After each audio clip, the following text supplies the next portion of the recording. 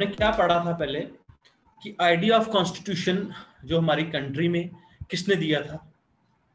ठीक, idea of constitution was given by M.N.. Roy.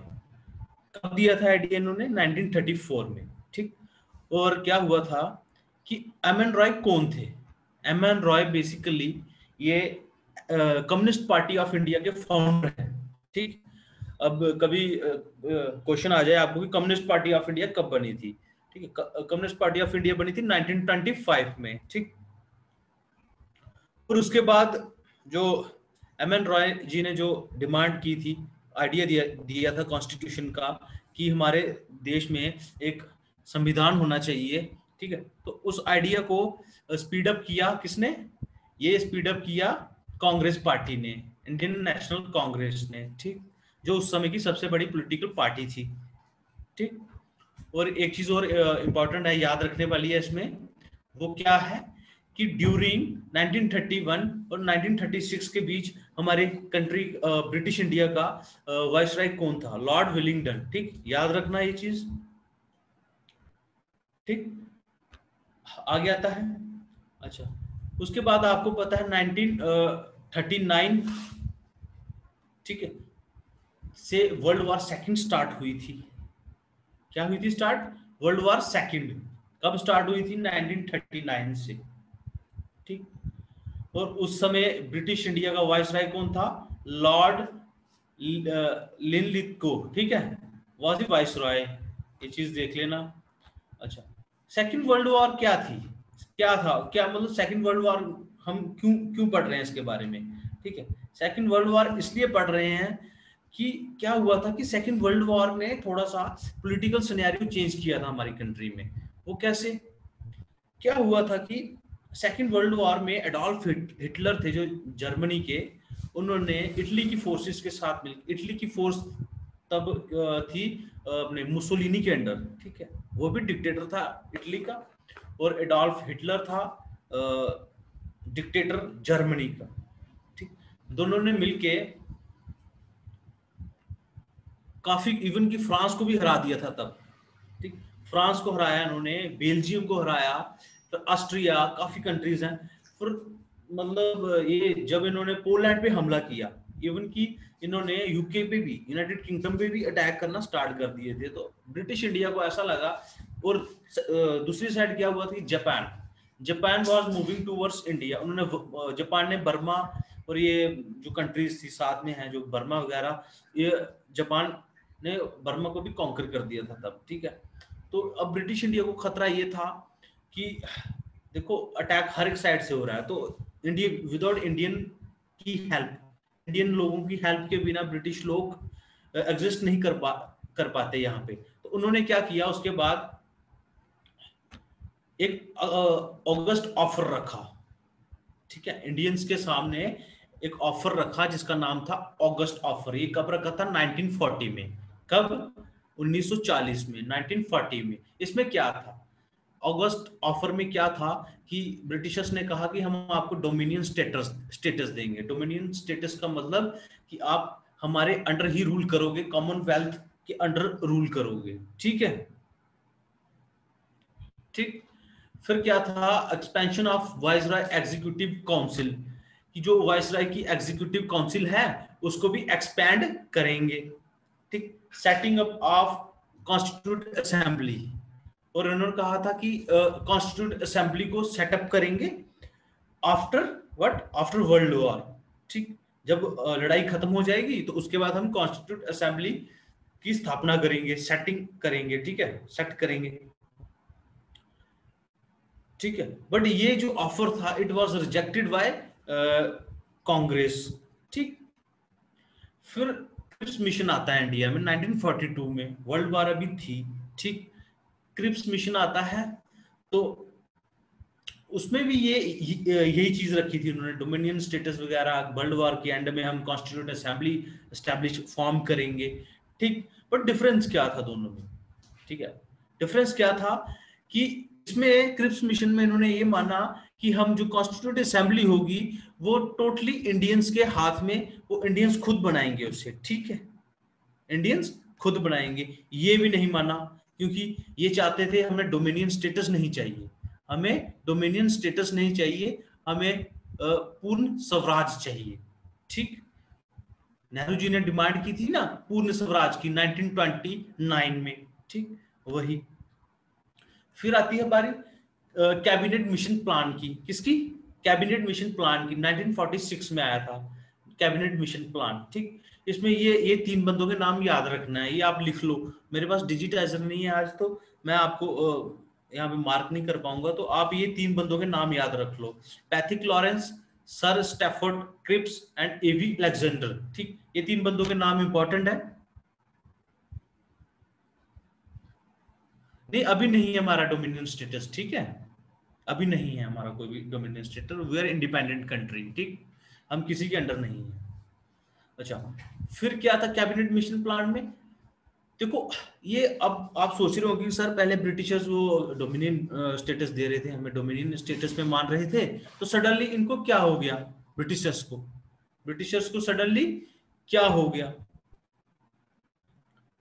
तो हुआ क्या था बेसिकली क्या था, जब वर्ल्ड वॉर खत्म हुई, सेकेंड वर्ल्ड वॉर, तो आपको पता ही होगा कि तब वर्ल्ड वॉर खत्म होने के बाद जो यूके था, जो ब्रिटिश लोग थे, ब्रिटिशर्स थे, ठीक, ये इनकी माली हालत, फाइनेंशियल कंडीशन काफी बिगड़ गई। लड़ाई में इनका काफी खर्चा हो गया। ठीक, लड़ाई में इनका काफी खर्चा हुआ, तो इनकी जो फाइनेंशियल कंडीशन थी वो ठीक नहीं रही ब्रिटिश अंपायर की पूरी दुनिया में। तो तब इन्होंने काफी कंट्रीज को छोड़ना स्टार्ट कर दिया था ब्रिटिशर्स ने। ठीक, तो वैसे ही जो सडनली फिर ब्रिटिशर्स को तो पता था कि अब इंडियंस ने काफी आवाज उठाना भी स्टार्ट कर दिया है, तो और इनका एग्जिस्ट करना भी, हम उनका ब्रिटिशर्स को पता था कि हमारा यहाँ पे एग्जिस्ट करना बड़ा डिफिकल्ट है। ठीक, हमारा एग्जिस्ट करना बड़ा डिफिकल्ट है, तो कहीं ना कहीं उन्हें आभास हो गया था, कहीं ना कहीं उन्हें रियलाइज हो गया था कि अब हमें इंडिया को छोड़ना है। तो वो जाते जाते हमें कॉन्स्टिट्यूंट असेंबली और हमें इंडिपेंडेंस देके गए। ठीक, और वर्ल्ड वॉर सेकंड में ब्रिटिश, जब पहले क्या था, वर्ल्ड वॉर सेकंड के पहले ब्रिटिशर्स दुनिया पे राज करते थे, तो आफ्टर वर्ल्ड वॉर सेकंड तो क्या हुआ, यूएस एक वर्ल्ड पावर बन के निकला। वो कैसे हुआ? क्या था, जब जापान ने भी वर्ल्ड वॉर सेकंड में जब अपना कदम रखे, तो क्या हुआ? जब जापान ने वर्ल्ड वॉर सेकंड में अपने कदम रखे, तो क्या हुआ? जापान ने क्या किया, पैसिफिक ओशन में एक आइलैंड पड़ता है, ठीक, हवाई, वहां पे अमेरिका का नेवल बेस है। ठीक, पर्ल ऑफ हार्बर पे। ठीक, तो अपने जापान ने वहां पे अटैक किए, पर्ल ऑफ हार्बर पे टारपीडो अटैक्स किए। तो उसमें अमेरिका के कहते हैं कि अराउंड 3000 सोल्जर्स मारे गए। ठीक, अमेरिका के 3000 सोल्जर्स मारे गए। तो अमेरिका के प्रेसिडेंट थे रूजवेल्ट। ठीक, तो क्या हुआ, उन्होंने कहा कि हम ऐसा बदला लेंगे कि पूरी दुनिया याद रखेगी। तो उन्होंने, आपको पता होगा, हिरोशिमा और नागासाकी करके जापान में जगह है, हिरोशिमा और नागासाकी। तो ऑन 6 अगस्त 1945, ठीक, अमेरिका ने अटैक किया, किससे? एटम बॉम्ब से। दुनिया में पहली बार एटम बॉम्ब चले थे तब। ठीक, पहले वो एटम बॉम्ब 6 अगस्त 1945 वो शूट हुआ था किस पे? हिरोशिमा पे, और उस एटम बॉम्ब का नाम था लिटिल बॉय। ठीक, और 9 अगस्त 1945 ये एटम बॉम्ब गिराया अमेरिका ने फिर नागासाकी पे। ये 9 अगस्त 1945 में गिराया। ठीक, इसका नाम था उसका नाम था लिटिल बॉय, इसका नाम था फैट बॉय। ठीक, ये मैं आपको ऐसे बता रहा हूं, कभी कहीं आ जाए तो आप कर सको। ठीक है, तो ये आ गया कैबिनेट मिशन प्लान। आपको समझ लगी होगी कि सडनली ब्रिटिशर्स ने, और एक चीज याद रखना कि जो हमारी कॉन्स्टिट्यूंट असेंबली बनी थी वो इसी कैबिनेट मिशन प्लान के तहत बनी थी। ठीक, अल्टीमेटली जो हमने मांगे मान ली ब्रिटिशर्स की, वो कैबिनेट मिशन प्लान में मान ली, कॉन्स्टिट्यूंट असेंबली बनाने की। ठीक, तो प्रोसेस स्टार्ट हो गया। कॉन्स्टिट्यूंट असेंबली बनाने का, ये इंपॉर्टेंट क्वेश्चन बनता है इसमें। 1944 और 1947 के पीरियड के दौरान इंडिया का वाइसराय कौन था, ये आपको पता होना चाहिए। Lord Wavell. कौन थे? Lord Wavell. एक कमेंट बॉक्स में लिखो साथ में, Lord Wavell who was the viceroy of India during 1944 and 1947, ये कमेंट बॉक्स में लिखो, लॉर्ड वेवल। ठीक,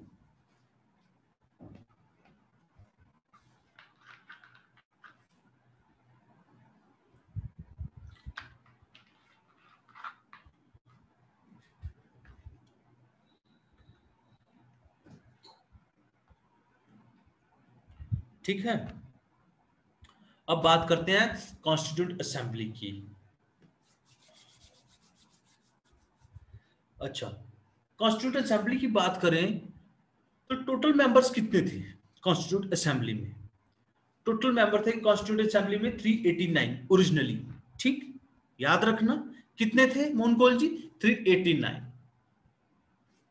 ठीक, टोटल मेंबर्स थे कॉन्स्टिट्यूंट असेंबली में 389, जिसमें याद रखना जिसमें 292 मेंबर्स थे जो वो ब्रिटिश इंडिया से थे, जो प्रोविंसेस गवर्न करते थे, गवर्नर्स। कौन? जो गवर्नर्स गवर्न करते थे ब्रिटिश इंडिया के प्रोविंसेस। और जो 4 छोटे प्रोविंसेस थे जिसे हम चीफ कमिश्नर प्रोविंसेस भी कहते थे। ठीक, वो कौन कौन से थे प्रोविंसेस? दिल्ली, कुर्क, अजमेर और बलूचिस्तान।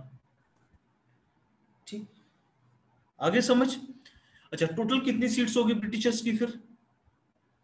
296, 292 और 4 आगे छोटे मोटे जो प्रोविंसेस थे। ठीक, कितनी होगी? 296 प्रोविंसेस। ठीक है, ब्रिटिश इंडिया के। ठीक है। अच्छा, जिसमें 93 मेंबर्स थे, they were from 29 princely states of India. जो 93 मेंबर्स थे वो 29 प्रिंसली स्टेट्स ऑफ इंडिया से थे। ठीक, और ये इलेक्ट होके नहीं आए थे, ये इनको नॉमिनेट किया था वहां के प्रिंस, वहां के राजाओं ने। ये चीज याद रखना। ठीक है। अच्छा, फिर क्या हुआ? हमें ये तो पता है कि जो इलेक्शंस हुई थी वो किस पे हुई थी? वो 296 सीट्स पे हुई थी, और जो 93 थे दे वर नॉमिनेटेड। ये लोग नॉमिनेटेड थे प्रिंसली स्टेट्स ऑफ इंडिया से, 93 मेंबर्स। ठीक, और 296 जो ब्रिटिश इंडिया के प्रोविंसेस थे वहां पे इलेक्शंस करवाए गए। किसके किसके लिए? ये कॉन्स्टिट्यूंट असेंबली के लिए। ठीक, ओके, ये इसके लिए इलेक्शंस करवाएगी। और इलेक्शंस क्या करवाएगी? इलेक्शंस में 208 सीटें, 208 सीट्स मिली कांग्रेस को। ये इंपॉर्टेंट चीज है, ये याद रखना आप लोग। ठीक है, 208 सीट्स किसको मिली? 208 सीट्स मिली मुस्लिम लीग कांग्रेस को, और 73 सीट्स मिली मुस्लिम लीग को। टोटल हो गए 296।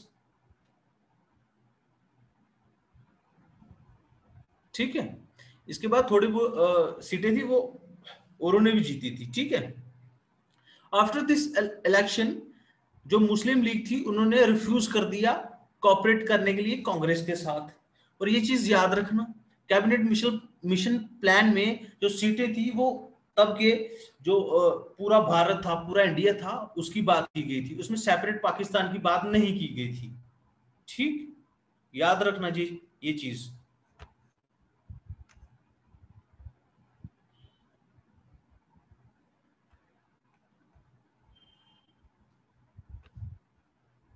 अच्छा, और आफ्टर जून 3 प्लान, याद रखना जून 3 प्लान ऑफ 1947। कब का? 1947। जून 3 प्लान था जो 1947 का, उस और उसे माउंटबेटन प्लान भी कहते हैं। ये सेपरेट कॉन्स्टिट्यूंट असेंबली, और पाकिस्तान की सेपरेट कॉन्स्टिट्यूंट असेंबली बनाएगी जिसमें 90 सीटें एलोकेट की गई। किसको? पाकिस्तान को। याद रखना। ठीक, फिर क्या हुआ? फिर क्या हुआ? जो 296 ब्रिटिश इंडिया के प्रोविंसेस थे, वो आ गए 229 पे। और जो प्रिंसली स्टेट के थे 93 प्रोविंसेस, प्रिंसली स्टेट की जो 93 मेंबर्स थे वो आ गए 70 मेंबर्स पे, 70 मेंबर्स पे। ये चीज नोट कर लो आप, इट्स वेरी इंपॉर्टेंट। ठीक है, ये चीज नोट कर लो।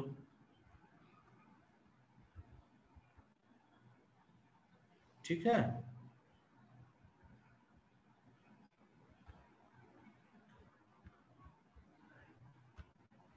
ये चीज कर लो नोट।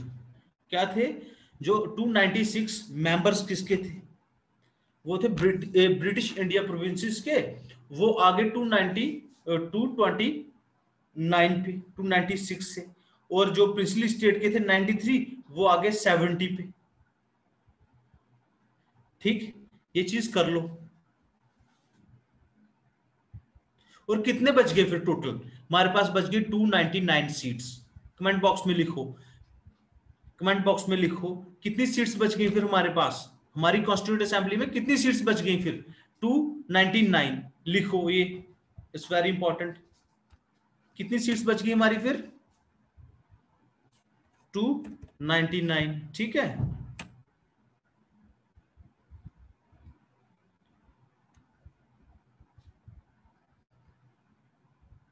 ठीक है। फिर बात करते हैं हम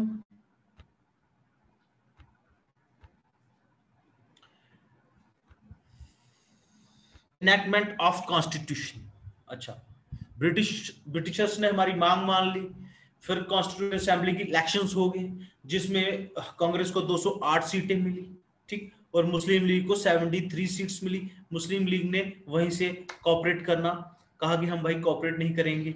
ठीक, उन्होंने कॉपरेट करना बंद कर दिया। फिर क्या हुआ? फिर उनको सेपरेट सीट्स दी गई। जून 3 प्लान के तहत उनको बोला कि जाओ अपनी अलग कॉन्स्टिट्यूंट असेंबली बना लो। ठीक, फिर आते हैं अपनी सेकंड, दूसरी आता है कि फिर इंडिया ने अपने एनैक्टमेंट ऑफ कॉन्स्टिट्यूशन स्टार्ट कर दी। उन्होंने एनैक्ट करना स्टार्ट कर दिया। फिर उसके लिए फर्स्ट मीटिंग कब हुई थी कॉन्स्टिट्यूंट असेंबली की? ये चीज याद रखना, कॉन्स्टिट्यूंट असेंबली की फर्स्ट मीटिंग कब हुई थी? कमेंट बॉक्स में लिखो, it's very important. Constituent assembly की पहली मीटिंग कब हुई थी?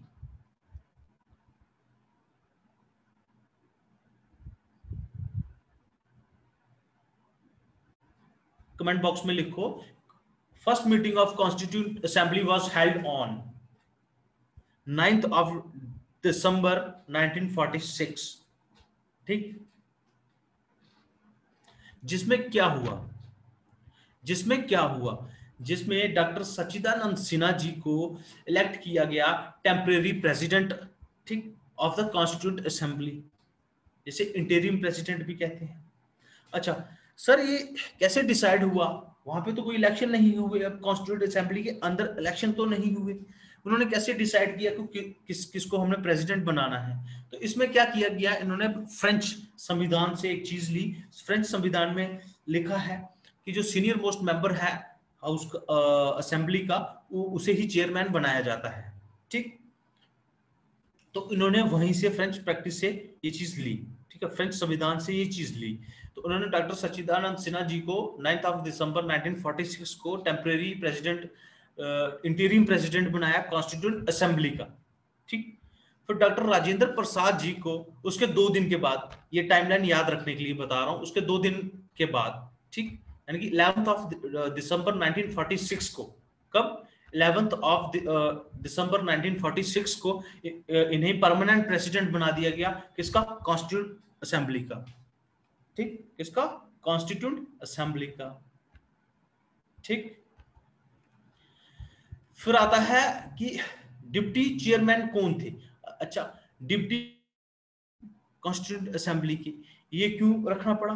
कि कभी ऐसा हो जाए कि president is not available, he is not well, तो हमने असेंबली को तो चलाना है, हमने संविधान तो बनाना है। तो इसके लिए उन्होंने डिप्टी चेयरमैन, डिप्टी प्रेसिडेंट की एक वो रखी पोस्ट। ठीक, इसमें क्या था? इसमें एस.सी. मुखर्जी को डिप्टी चेयरमैन और वीटी कृष्णाचारी को भी, इन दोनों को डिप्टी चेयरमैन रखा गया कॉन्स्टिट्यूंट असेंबली का। इट्स वेरी इंपॉर्टेंट, ये आप याद रखो, कमेंट बॉक्स में लिखो तो आपको याद रहेगा। ठीक, और बी एन राव को एडवाइजर बनाया गया कॉन्स्टिट्यूंट असेंबली का। किसका? कॉन्स्टिट्यूंट असेंबली का। BN राव को कॉन्स्टिट्यूंट असेंबली का चेयरमैन एडवाइजर बनाया गया। बिल्कुल बिल्कुल, ठीक है, ये चीज याद रखना। माउस देना। अच्छा, फिर आ गया जवाहरलाल नेहरू जी। इनकी बात कैसे आ गई यहाँ पे? जवाहरलाल नेहरू जी ने रिजोल्यूशन, एक ऑब्जेक्टिव रिजोल्यूशन, क्या था सर? ऑब्जेक्टिव रेजोल्यूशन मूव किया। ठीक, ऑब्जेक्टिव रेजोल्यूशन मूव किया। ठीक, कब? ऑन 13th ऑफ, ये तनवीर का आंसर है कि this question was once told in IAS prelims. Yes yes yes Tanveer, बिल्कुल बिल्कुल इंपॉर्टेंट है, तो इसीलिए हम इसे पढ़ा रहे हैं। ठीक है, इंपॉर्टेंट है तो इसलिए हम इसे पढ़ा रहे हैं।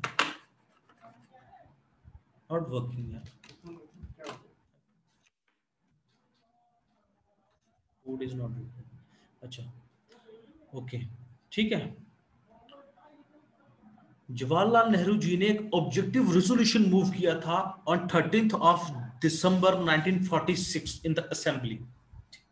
ठीक है, जिसकी वजह से संविधान को, हमारे कॉन्स्टिट्यूशनल स्ट्रक्चर को, फंडामेंटल और फिलॉसफी, ठीक, वो एक किस्म के डिस्क्राइब की उन्होंने। फंडामेंटल और फिलॉसफी क्या होनी चाहिए हमारे कॉन्स्टिट्यूशन के लिए। ठीक, और वो जिसका मॉडिफाइड वर्जन हमारे हमारे हमारे संविधान को मिला प्रियम्बल की फॉर्म में। किसकी फॉर्म में? प्रियम्बल की फॉर्म में। याद रखना, इट्स वेरी इंपॉर्टेंट। ये कब एक्सेप्ट किया इन्होंने? ये किया 2 जनवरी 1947। ये चीज याद रखो भाई, कब? 2 जनवरी 1947। ठीक है,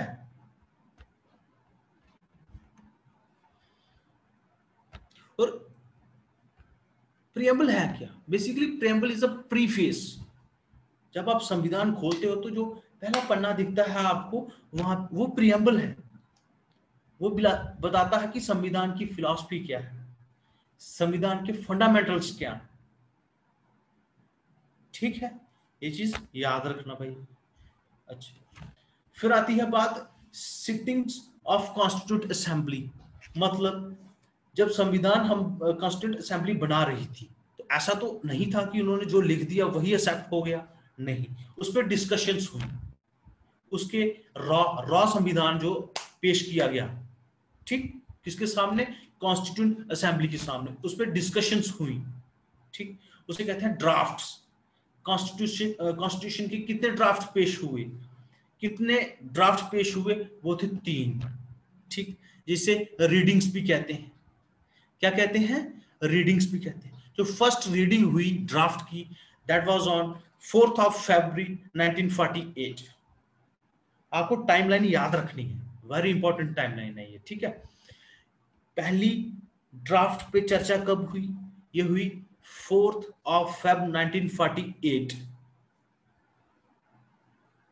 कब हुई? 4 फरवरी 1948। सेकंड जो ड्राफ्ट पे डिस्कशन हुई, दैट वाज ऑन 15 नवंबर 1948। ठीक, और थर्ड जो ड्राफ्ट पे चर्चा हुई, तो जो थर्ड रीडिंग हुई, दैट वाज ऑन 14 नवंबर 1949। कोई दिक्कत यहां तक? ठीक, कोई दिक्कत नहीं। अब सर ये याद कैसे रखें? आपको पहली डेट याद रखनी है। कौन सी? 4 फरवरी 1948 याद रख लिया आपने। फिर आता है 15 नवंबर 1948। यहां से आपने एक दिन घटाना है, यहां से एक साल बढ़ाना है, तो आपको ये टाइमलाइन याद रहेगी पूरी की पूरी। देखो, यहां से याद करते हैं। 4 फरवरी 1948, 15 नवंबर 1948, 14 नवंबर 1949। ठीक, यहां से एक दिन घटा लो और थर्ड में पहुंच जाओगे, यहां से एक साल बढ़ा लो ईयर में, तो आप थर्ड में पहुंच जाओगे, थर्ड रीडिंग में। ठीक है। अच्छा, हमारा संविधान फाइनली एक्सेप्ट कब हुआ? हमारा संविधान फाइनली एक्सेप्ट हुआ ऑन 26 ऑफ नवंबर 1949। कब? 26 ऑफ नवंबर 1949। अरे सर, अगर संविधान 26 ऑफ नवंबर 1949 में बन चुका था, एक्सेप्ट हो गया था, तो इन्होंने इसे एनफोर्स क्यों नहीं किया, ग्राउंड पे क्यों नहीं लाया?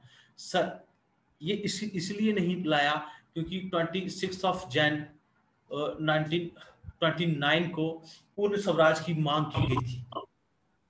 किसकी मांग की गई थी? पूर्ण स्वराज, ठीक, कंप्लीट इंडिपेंडेंस की मांग की गई थी। ठीक है। किसके द्वारा? जवाहरलाल नेहरू जी के द्वारा। किसके द्वारा? जवाहरलाल नेहरू जी के द्वारा। ठीक है। किसमें? Lahore session of Indian National Congress में। ठीक। अब ये चीज याद रखो कि लास्ट सेशन कब हुआ था?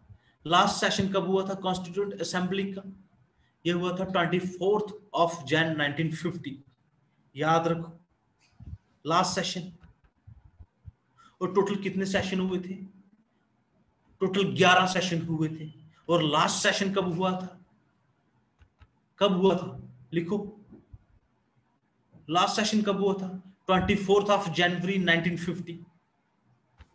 ठीक है।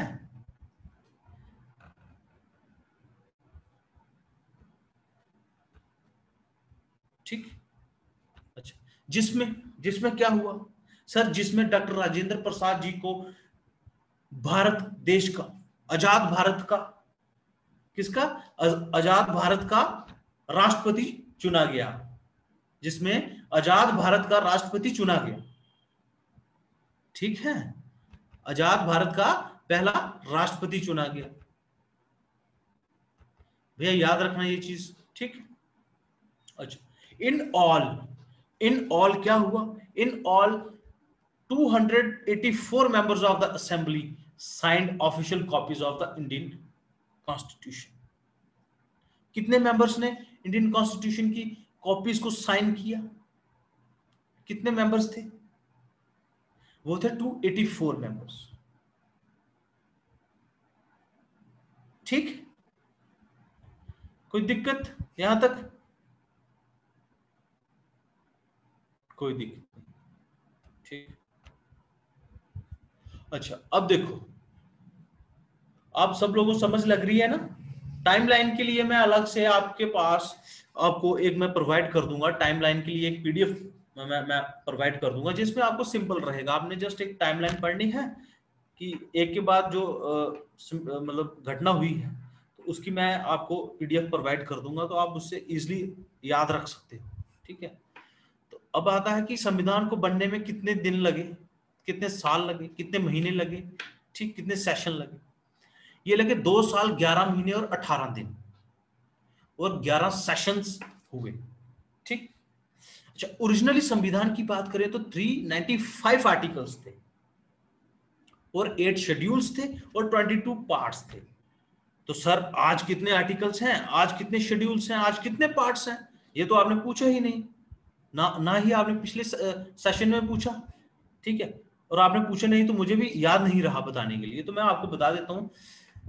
हमारे संविधान में एट प्रेजेंट, अब की बात करें तो 448 आर्टिकल्स हैं, 12 शेड्यूल्स हैं, और 25 पार्ट्स हैं। ठीक, समझ आ गई? यहां तक दिक्कत कोई? कमेंट बॉक्स में लिखो कितने आर्टिकल्स हैं हमारे संविधान में आज। 448 आर्टिकल्स, 12 शेड्यूल्स एंड 25 पार्ट्स। ये लिख लो।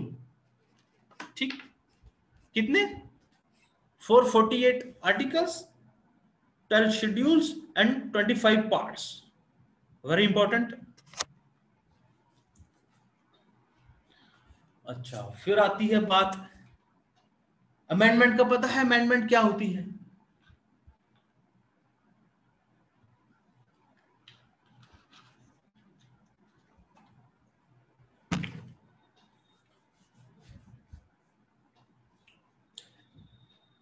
इंग्लिश में कहते हैं अमेंडमेंट और हिंदी में कहते हैं संशोधन।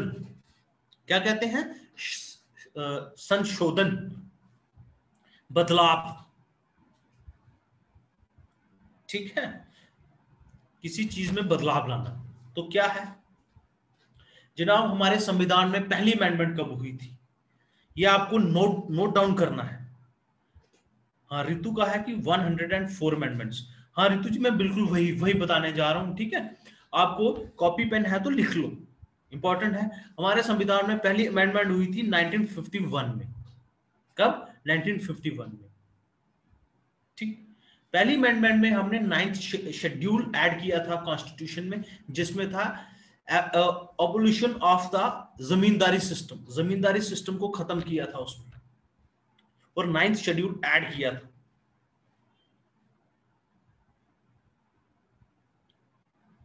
ठीक, ये अविनाश पंडित का आंसर है। When constitution is made what are number of articles?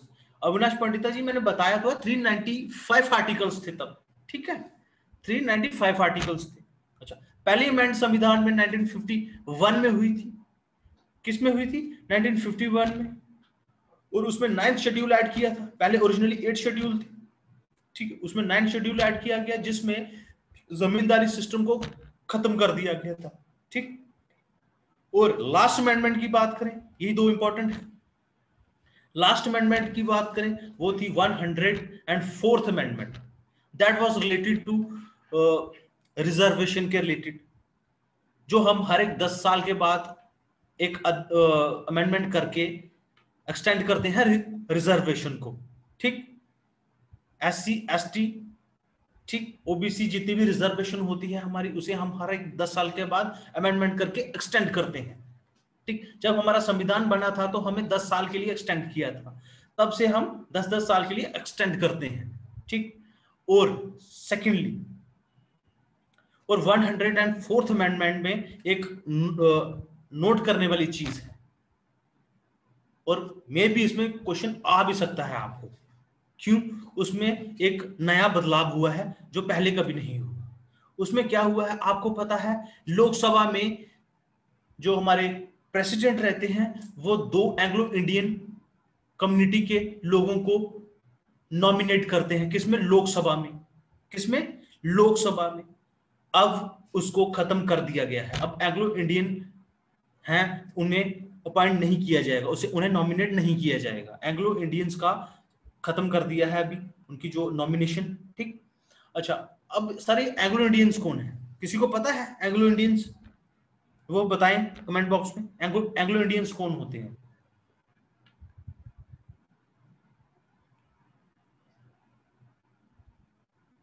Anglo Indians कौन होते हैं? कौन लोग हैं Anglo Indians?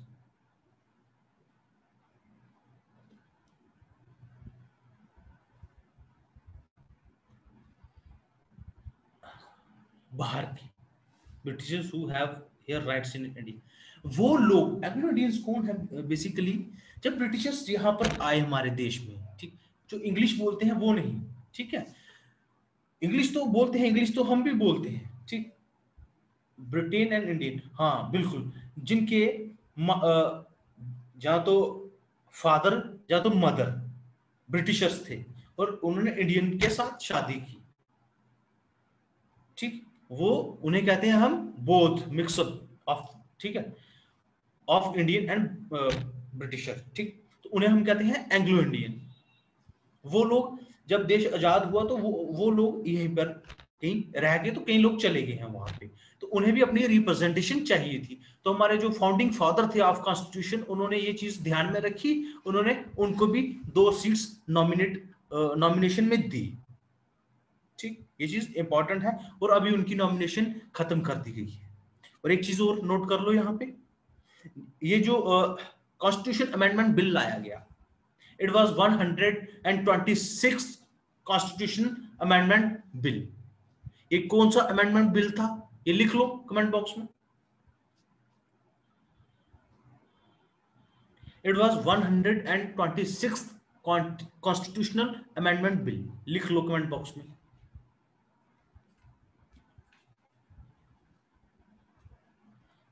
It was 126 constitution amendment bill. अब सर 104th अमेंडमेंट हुई है और 126 कॉन्स्टिट्यूशनल अमेंडमेंट बिल कैसे हो? सर ये होता है कि हर एक बिल जो लाया जाता है पार्लियामेंट में, जरूरी नहीं कि सारे के सारे बिल पास हो जाएं, कुछ बिल पास नहीं भी होते हैं, अपनी असेंबली में कुछ बिल पारित नहीं भी होते हैं। ठीक, ये चीज याद रखना, इट्स वेरी इंपॉर्टेंट। और लास्ट अमेंडमेंट कौन सी थी? 104th amendment. ठीक,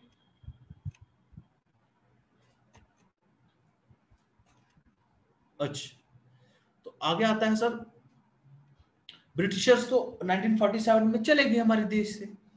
ठीक, अब टास्क ऑफ कॉन्स्टिट्यूशन मेकिंग तो चल रहा था। अरे मीनवाइल देश चलाने के लिए हमें कुछ ना कुछ तो चाहिए था। क्या चाहिए था?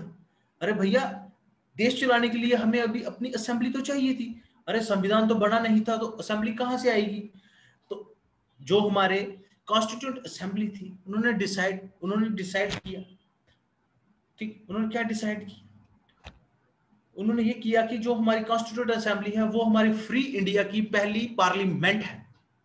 क्या है? हमारी फ्री इंडिया की, जो आजाद भारत की पहली पार्लियामेंट माना जाता है कॉन्स्टिट्यूंट असेंबली को।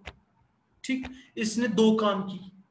अरे संविधान तो बन रहा था, संविधान तो बन रहा था, अब छोटे मोटे कानून भी तो चाहिए थे देश को, देश चलाने के लिए। तो ये क्या करती थी, इसकी दो टाइप की असेंबली हुआ करती थी, कॉन्स्टिट्यूंट असेंबली। ठीक, एक तो होती थी एज ए कॉन्स्टिट्यूंट बॉडी, एक होती थी इसकी एज ए लेजिस्लेटिव बॉडी। ठीक, कॉन्स्टिट्यूंट बॉडी में ये क्या करते थे, संविधान की जो जो प्रक्रिया है बनाने की, वो इसे इसमें करा करते थे। ठीक, जिसके मुखिया रहते थे डॉक्टर राजेंद्र प्रसाद जी। जिसके मुखिया कौन रहते थे? डॉक्टर राजेंद्र प्रसाद जी। और लेजिस्लेटिव, जब ये एज ए लेजिस्लेटिव बॉडी मिलती थी तो इसके मुखिया कौन रहते थे? जीवी मावलंकर। और सर ये जीवी मावलंकर कौन है? जीवी मावलंकर बेसिकली फ्री इंडिया के जो, जब बाद में लोकसभा, हमारी पहली लोकसभा के पहले स्पीकर रहे हैं। It's very important. ठीक है, ये है जीवी मावलंकर, ये लिख लो। ठीक है, और ये टास्क कब तक चलता रहा? जब तक हमारा संविधान अडॉप्ट नहीं हो गया।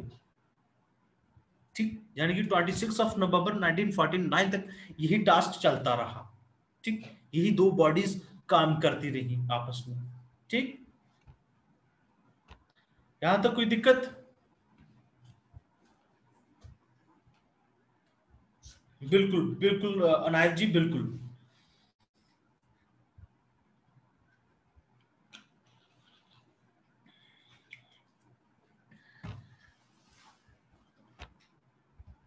बिल्कुल। अच्छा, अब इसमें 8 मेजर कमेटीज थी और बाकी माइनर कमेटीज थी। ठीक है, बाकी कमेटीज की बात हम बाद में करेंगे, पहले करेंगे जो इंपॉर्टेंट कमेटी है, दैट इज ड्राफ्टिंग कमेटी। कौन सी? ड्राफ्टिंग कमेटी, जिसके चेयरमैन थे भीमराव अंबेडकर साहब जी। कौन? भीमराव अंबेडकर साहब जी, जिन्हें आर्किटेक्ट ऑफ इंडियन कॉन्स्टिट्यूशन भी कहा जाता है। और ये कमेटी कब बनी थी? ये कमेटी 29 अगस्त 1947 को बनी थी। ये डेट इंपॉर्टेंट है और इसमें से क्वेश्चन आ भी सकता है। ठीक, ये डेट इंपॉर्टेंट है और इसमें क्वेश्चन आ भी सकता है। ये लिख लो, formation of, date of formation of constitute assembly, drafting committee, date of formation of drafting committee. Comment box में लिखो इसे, ये कब बनी थी ड्राफ्टिंग कमेटी? ऑन 29 अगस्त 1947। बिल्कुल। अच्छा, इसके चेयरमैन कौन थे? बी आर अंबेडकर साहब जी। ठीक, इसके चेयरमैन कौन थे? बी आर अंबेडकर साहब। ठीक, और टोटल 7 मेंबर्स थे इसके, सबको मिला के 7 मेंबर्स थे। ठीक, और दूसरे मेंबर आ गए हमारे एन गोपाल स्वामी अयंगर। ठीक, फिर के एम मुंशी साहब थे। कौन थे? के एम मुंशी साहब थे। सईद मोहम्मद सदुल्ला साहब थे। एन माधव राव थे। ठीक है, एन माधव राव किसकी प्लेस में आए थे? बी एल मित्रा साहब की प्लेस में आए थे, जिन्होंने रेजिग्नेशन दे दी थी due to ill health. अलादी Krishnacharya Iyer थे। ठीक, और डीपी खेतान साहब थे। और डीपी खेतान साहब की जगह कौन आए थे? डीपी खेतान साहब की डेथ हो गई 1948 में, तो इनकी जगह आए थे टी कृष्णाचार्य। ठीक है, ये चीज याद रखना। याद करना तो डिफिकल्ट है सारे नाम, बट आप गो थ्रू कर लो, कहीं ना कहीं जब ऑप्शन में आता है तो आपके दिमाग में वो स्ट्राइक कर जाता है कि सर ये हमने पढ़ा था कहीं ना कहीं, तो यही होगा आंसर। ठीक, तो ये आप एक दो दफा ऐसे ना कर लेना, लिख लेना। ठीक, अच्छा, यहां तक कोई दिक्कत ड्राफ्टिंग कमेटी में कि सर क्या है ड्राफ्टिंग कमेटी, इसने क्या किया था? ठीक, कोई दिक्कत नहीं। इन्होंने डिजाइन किया था बेसिकली कॉन्स्टिट्यूशन को। डिजाइन इन द सेंस कैसे सर?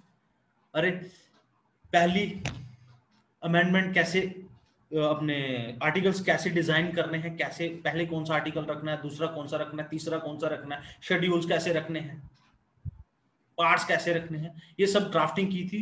वो की थी भीमराव अंबेडकर साहब की अध्यक्षता में जो कमेटी बनी थी, जिसका नाम था ड्राफ्टिंग कमेटी। ये इस कमेटी ने संविधान की रूपरेखा रखी थी। रूपरेखा जो दिखने में, रूपरेखा का मतलब दिखने में, ठीक, आउटलाइनिंग जिसे कहते हैं।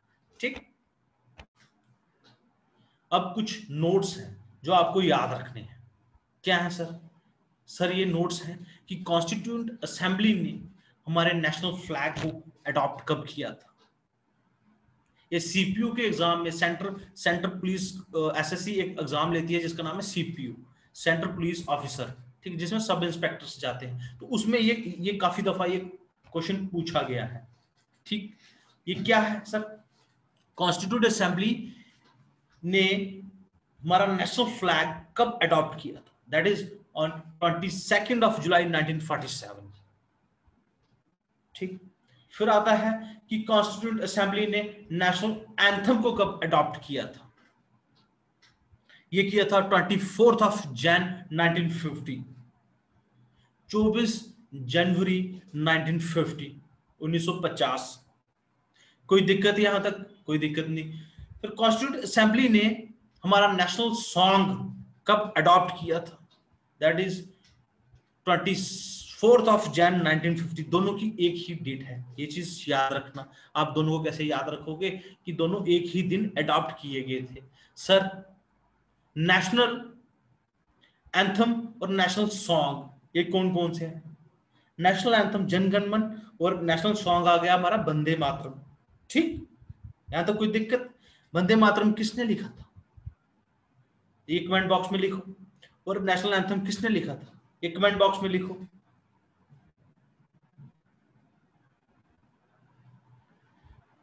बिल्कुल अविनाश पंडिता जी, नेशनल एंथम किसने लिखा था? हमारा रविंद्रनाथ टैगोर साहब ने। ठीक, और हमारा राष्ट्र गीत, नेशनल सॉन्ग को राष्ट्र गीत कहते हैं हिंदी में, और नेशनल एंथम को राष्ट्रगान कहते हैं। ये चीज याद रखना, लोग कंफ्यूज हो जाते हैं इसमें। ठीक, अच्छा, फिर आता है national flag. National flag design करने वाले आदमी का क्या नाम था? नेशनल फ्लैग डिजाइन करने वाले आदमी का नाम था पिंगाली वेंकैया। ठीक, ये चीज याद रखना। He was from Andhra Pradesh. ठीक, वो आंध्र प्रदेश से बिलोंग करते थे। अच्छा, फिर संविधान तो हमारा बन चुका था। ठीक, हाथों से लिखा गया था, लिखा था हाथ से, तो भाई उसे अब अच्छी तरह लिखना था ताकि बाकी लोग भी पढ़ सकें। तो उसके लिए दो कैलीग्राफर्स बुलाए गए। कैलीग्राफर्स कौन होते हैं सर? जिनकी हैंडराइटिंग मोतियों की तरह होती है, जिनकी हैंडराइटिंग मोतियों की तरह होती है। ठीक, वो दो कैलीग्राफर्स थे।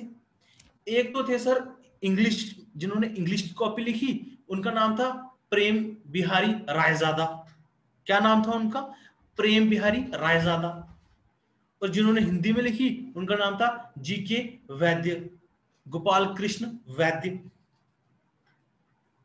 ठीक है, ये आपको याद रखना है। सर अब मैंने आपको लास्ट टाइम पढ़ाया था कि कॉन्स्टिट्यूंट असेंबली का सिंबल क्या था। जो कॉन्स्टिट्यूंट असेंबली थी, जिन्होंने संविधान बनाया था, कॉन्स्टिट्यूंट असेंबली ने, उसका सिंबल क्या था? ये मैंने लास्ट टाइम पढ़ाया था। Elephant was a symbol. Very good Avinash Pandita, Anayat very good, ठीक है, very good Manisha, very good, okay. अच्छा, अब प्रियम्बल की बात करें, ठीक है, ये आज का नया टॉपिक आ गया। सर प्रियम्बल की बात करें तो प्रियम्बल क्या है? प्रियम्बल क्या है मैंने आपको पहले पढ़ाया। प्रियम्बल क्या है? जो ऑब्जेक्टिव रेजोल्यूशन जवाहरलाल नेहरू जी ने मूव किया था, उसी ने शेप ली किसकी? उसका मॉडिफाइड जो वर्जन है वो क्या है? वो प्रियम्बल है आज का। अच्छा, प्रियम्बल है क्या? It is preface to the constitution, ठीक, it is preface to the constitution. ये गाइड करता है, ये प्रिंसिपल्स हैं कॉन्स्टिट्यूशन की। डेफिनेशन, बिल्कुल डेफिनेशन है, ये डिफाइन करता है कॉन्स्टिट्यूशन को, ठीक। अच्छा, ये लिखा है कॉन्स्टिट्यूशन, अपने प्रियम्बल को भी हमने 26 नवंबर 1949 को ही अडॉप्ट कर लिया था, ठीक। और ये अपने संविधान के साथ ही 26 जनवरी 1950 को ही हमने इसको वो किया, एनफोर्स किया, ठीक। यहां तक कोई दिक्कत नहीं। अच्छा, फिर आती है कि सर ये क्वेश्चन यूपीएससी में काफी दफा आता है, ठीक। इसमें आता है कि is preamble is the integral part of the constitution of India? आप बताइए मुझे कि क्या ये इंटीग्रल पार्ट है कॉन्स्टिट्यूशन ऑफ इंडिया का, प्रियम्बल?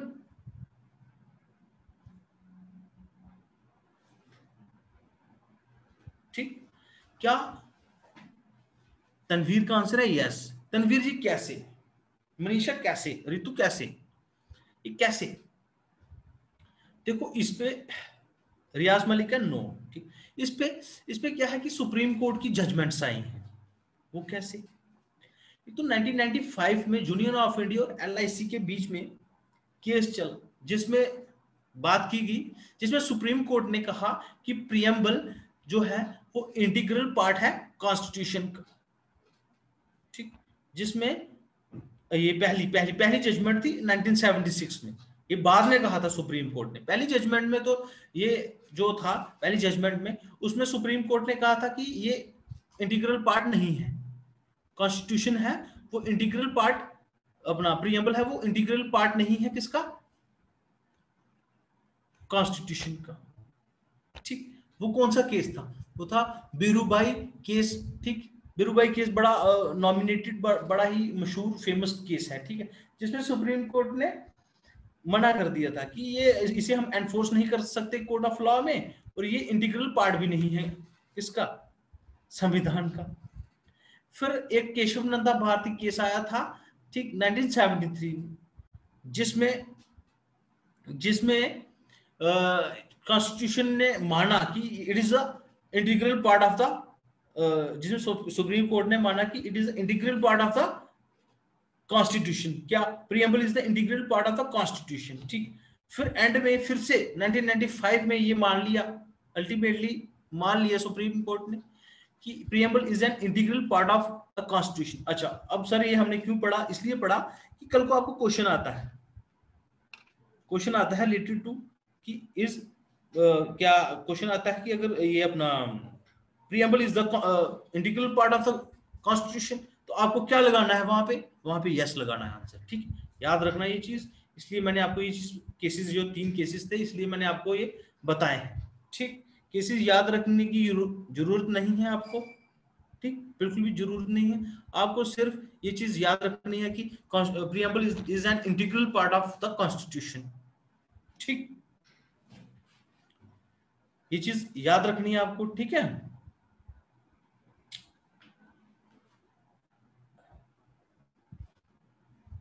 हम आगे चले गए थे इसमें ना। अच्छा, फिर आता है अब प्रियम्बल। ये देख लो, हमारा प्रियम्बल है, इसमें क्या लिखा है, ठीक। इसमें ये चीज आपको याद रखनी है, क्या लिखा है इसमें इसमें लिखा है we the people of India have solemnly resolved to constitute India into a sovereign socialist secular democratic republic and to secure to all its citizens justice, social, economic, and political liberty of thoughts, expression, belief, faith, and worship, equality of status and of opportunity, and to promote among them all fraternity, assuring the dignity of the individual and the unity and integrity of the nation. In our Constituent Assembly, this 26th day of November 1949, do hereby adopt, enact, and give to ourselves this Constitution. ठीक, इस important ये चीज देख लो, ये हमारा preamble है। ठीक, ये केसेस मैंने आपको बता दी है। अब एक चीज और आती है इसमें, क्या चीज? इसमें क्या चीज आई नहीं कि सर ओरिजिनल कॉन्स्टिट्यूशन जब प्रीएम्बल लिखा गया था, प्रीएम्बल था जो हमारा ओरिजिनल, उसमें सॉवरिन, ठीक, सॉवरिन और सॉरी सेकुलर और इंटीग्रिटी नहीं था बीच में, और सोशलिस्ट नहीं था। ठीक, ये तीन वर्ड्स नहीं थे, तो इसे हमने ऐड किया था कब? 42nd amendment of 1976। ये चीज याद रखना, कब किया था ऐड? 42nd amendment of 1976। ये चीज याद रखना। ठीक, क्या वर्ड्स थे सर वो? Socialist and secular. Yes, only once amended. Preamble को हमने सिर्फ एक ही दफा, एक ही टाइम अमेंड किया है, कब? 1976 में, जिसमें 42nd अमेंडमेंट की हमने, और उसमें प्रीएम्बल में हमने सेकुलर शब्द जोड़ा, सोशलिस्ट शब्द जोड़ा और इंटीग्रिटी शब्द जोड़ा। ठीक, याद रखना है, ये इंपॉर्टेंट है।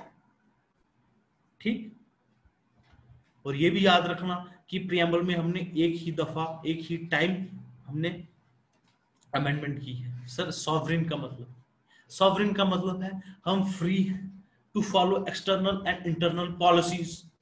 ठीक, हमारे देश में पॉलिसीज फॉलो हो सकती हैं, वेदर वो इंटरनल है वो एक्सटर्नल है।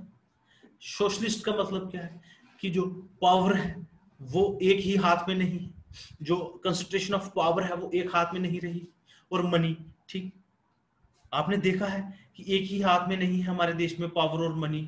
ठीक, अगर ऐसा होता तो हमारे देश में भी डिक्टेटरशिप आ जाती फिर से। ठीक, ये चीज नहीं लाई है हमारे संविधान में। ठीक, अच्छा, फिर आ गया सेकुलर, फिर आ गया सेकुलर, फिर क्या गया? सेकुलर। सेकुलर का मतलब means all religions are considered equal. क्या सर? सारे धर्म एक जैसे हैं, ये सेकुलर का मतलब है। ठीक, फिर आ गया डेमोक्रेटिक। डेमोक्रेटिक का क्या मतलब कि यहाँ पे इलेक्शंस होते हैं, यहाँ पे रिप्रेजेंटेटिव्स होते हैं लोगों के, वो रिप्रेजेंटेटिव्स को लोग चुनते हैं। ठीक, लोगों के नुमाइंदे होते हैं। ठीक, बिल्कुल तनवीर, बिल्कुल। रिपब्लिक का क्या मतलब है कि यहाँ पे कोई मोनार्की नहीं है, यहाँ पे कोई राजा नहीं है, यहाँ पे इलेक्टिव रिप्रेजेंटेटिव्स आएंगे। ठीक, वो हम अपनी मर्जी से चुनेंगे, और जब वो अच्छा काम नहीं करेंगे तो हम उन्हें हटा देंगे, अगली बारी वोट नहीं करेंगे। ठीक, यहां तक समझ, यहां तक दिक्कत कोई? नो।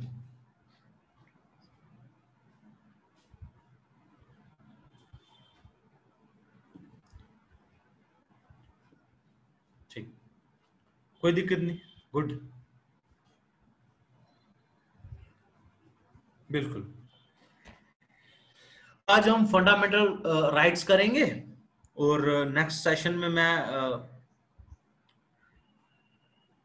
हाँ, एक क्वेश्चन शायद मैं आपके साथ डिस्कस करूं, अगर अभी मुझे प्रोवाइड होता है वो पेपर पुराना वाला JKSSB का, तो मैं बताऊंगा कि उसमें प्रीएम्बल के रिलेटेड कैसे क्वेश्चन आया था ये अपना। ठीक है,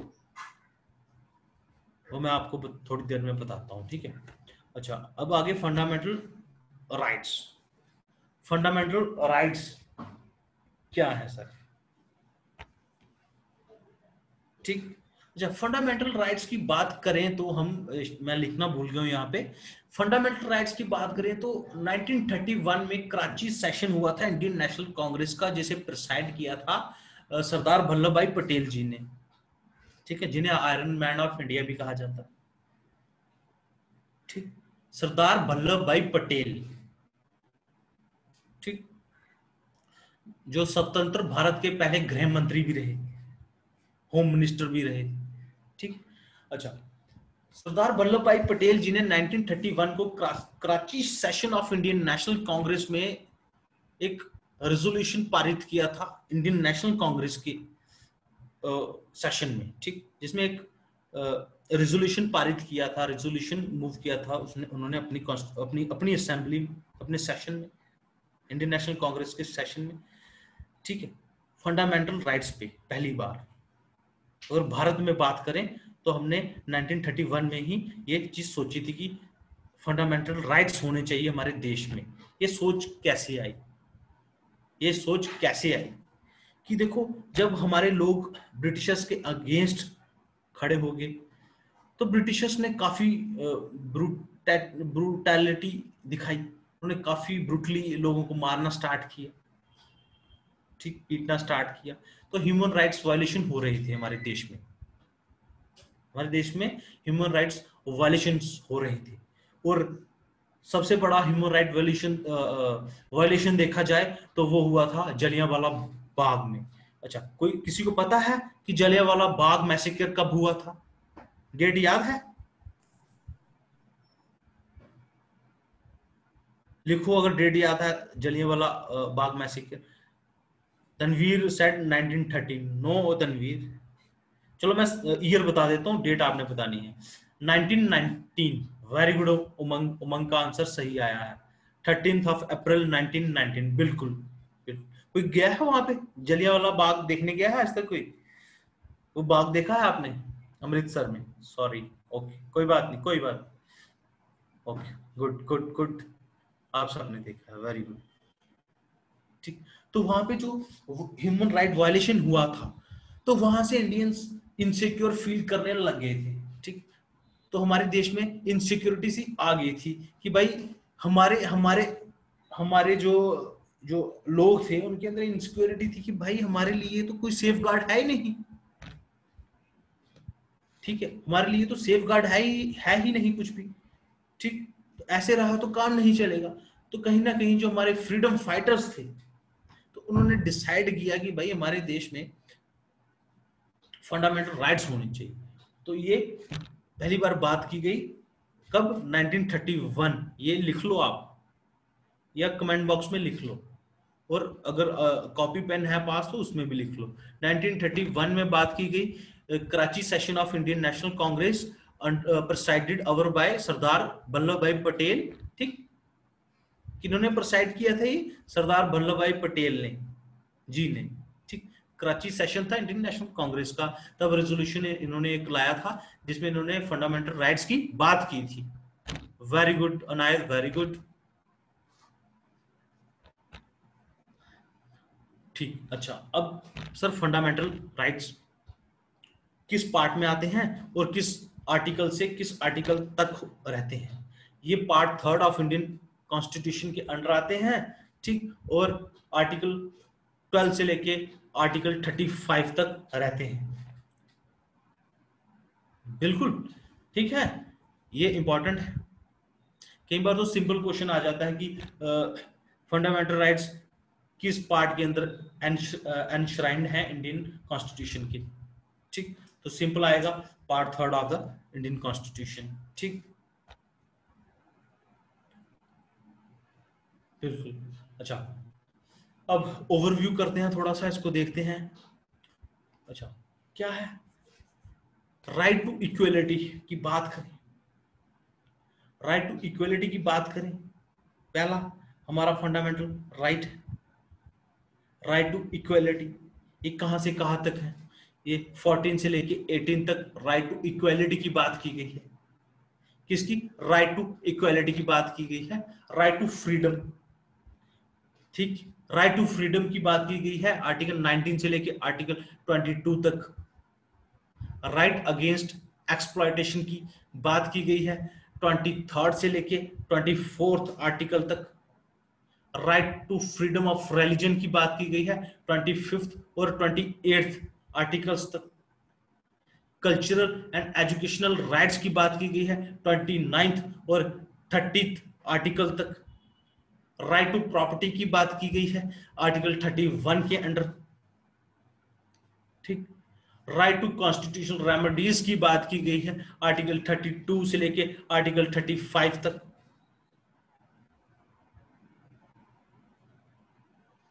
मोहन कोल जी कह रहे हैं 448 आर्टिकल्स, 12 शेड्यूल पार्ट्स। अरे 25 पार्ट्स मोहन कोल जी, 25 पार्ट्स। ठीक है, ठीक। अच्छा, फिर आती है बात, अभी जो हमारे हमारे पास अपने फंडामेंटल राइट्स हैं वो 6 हैं। ये सर 6 हैं, तो ये आपने सर 7 लिख दिए हैं यहाँ पे। वो सर इसलिए लिखे हैं कि राइट टू प्रॉपर्टी को डिलीट कर दिया गया है। राइट टू प्रॉपर्टी को डिलीट करके इसे एक लीगल राइट, इसे फंडामेंटल राइट से हटा के इसे लीगल राइट बना दिया गया अंडर आर्टिकल 300 ए। ये आपको कमेंट बॉक्स में लिखना है, ये मैंने लिखा नहीं है शायद, तो आप लिख लो। बिल्कुल, राइट टू प्रॉपर्टी को हमने यहां से हटा दिया है फंडामेंटल राइट से। ऐसा नहीं है कि संविधान से हटा दिया है, ऐसा ऐसा मत बोलो भाई, संविधान से नहीं हटाया है। It is now a legal right under article 300 ए। बिल्कुल ठीक।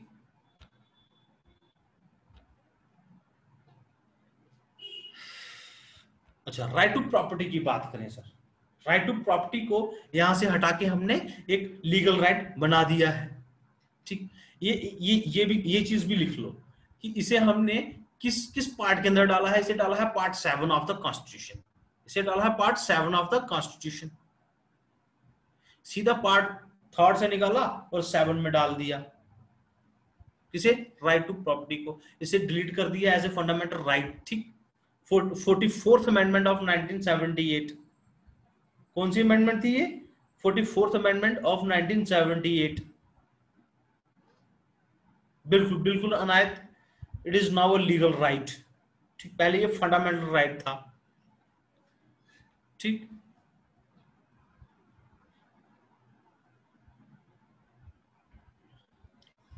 यहां तक कोई दिक्कत?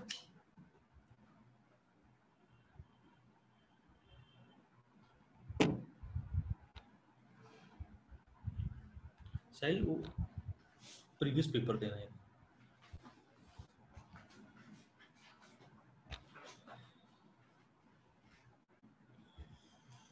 अच्छा,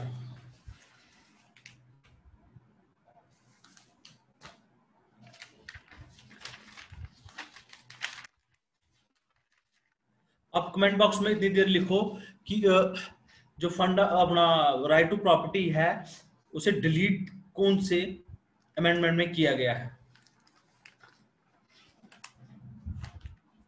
इन which amendment right to property was deleted?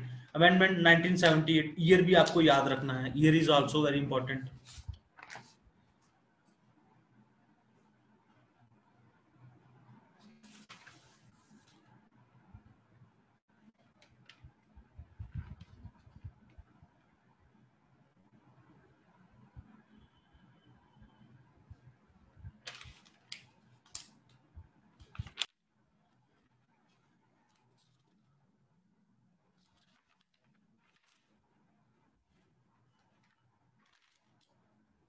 ये सर, ये हमारा क्वेश्चन पेपर है प्रीवियस ईयर का नायब तहसीलदार का। ठीक है, जो नायब तहसीलदार की लास्ट रिक्रूटमेंट हुई थी ना, उसमें ये पेपर मैंने लिया किसी स्टूडेंट से, तो ये मैं आपको बता रहा हूँ। इसमें ऐसे प्रीएम्बल अपने जो अभी पढ़ा है हमने, ठीक, क्या है इसमें क्वेश्चन क्या आया है? इसमें आया है to protect the sovereignty, unity and integrity of India is established under which of the following sections of the Indian constitution? आप आंसर कर सकते हो इसका। ऑप्शन ए है फंडामेंटल राइट्स, ऑप्शन बी है फंडामेंटल ड्यूटीज, ऑप्शन सी है directive principles, option D है preamble of constitution.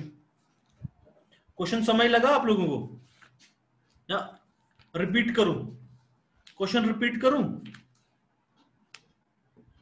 ऋतु का पहला, अनायत का पहला आंसर है, ठीक है, अनायत का पहला आंसर है प्रीएम्बल। ऋतु का भी आंसर प्रीएम्बल। मनीषा रिपीट, बिल्कुल रिपीट कर दूंगा, प्रीएम्बल ऑफ कॉन्स्टिट्यूशन। ठीक, फिर से सुन लो जिन लोगों ने नहीं सुना है। क्वेश्चन प्रीवियस ईयर का है, देख लो। ये जेकेएसएसपी का एग्जाम है नायब तहसीलदार का। दिख रहा है? दिख रहा है आपको? ठीक, ये हम रखेंगे डिस्कशन, जब सिलेबस खत्म होगा तो आपके साथ डिस्कस करेंगे प्रीवियस ईयर के पेपर। ठीक है, ये क्वेश्चन है to protect the sovereignty, unity and integrity of India. ठीक है, ये चीज स्टेटमेंट लिखी और आगे क्या है, is established under which are the following sections of the Indian constitution. ठीक, आगे समझ? आई डोंट नो, किसी ने पूछा था ये, तो मैं उनको बता दूं। ठीक है, इसका आंसर है प्रीएम्बल। ठीक, इसका आंसर क्या है? प्रीएम्बल।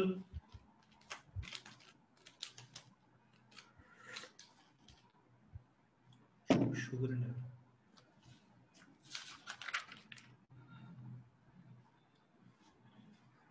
ठीक। आज की जो था उसके रिलेटेड आज का यही क्वेश्चन था। ठीक है, बाकी जब आगे पहुंचेंगे तो आगे क्वेश्चन डिस्कस करेंगे। ठीक, अब बात आ गई सर राइट टू इक्वलिटी की। बात कहां से कहां तक है?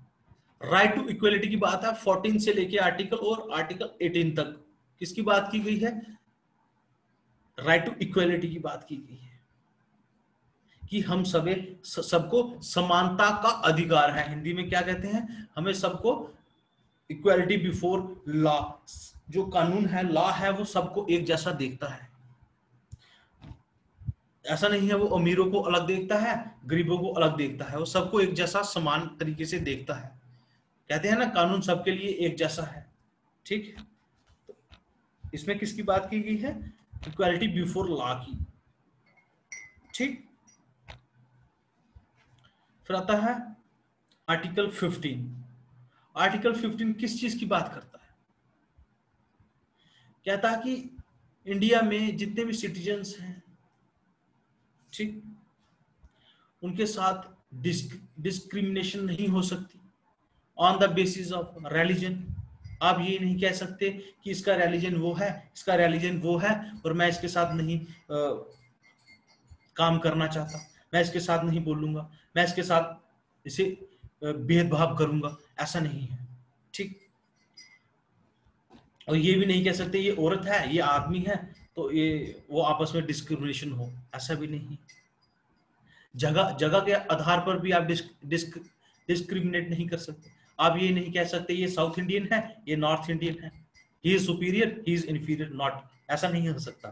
ठीक, फिर आती है equality in matters of public employment. Public employment की बात करें, जो सरकार जो रोजगार देती है, उसमें आप इक्वालिटी रखोगे। सर वो इक्वालिटी कैसे रखो? एक बच्चा सिटी में पढ़ता है, एक बच्चा दिल्ली में बैठ के पढ़ता है, एक बच्चा डोडा किश्तवाड़ की पहाड़ियों पे बैठ के पढ़ता है।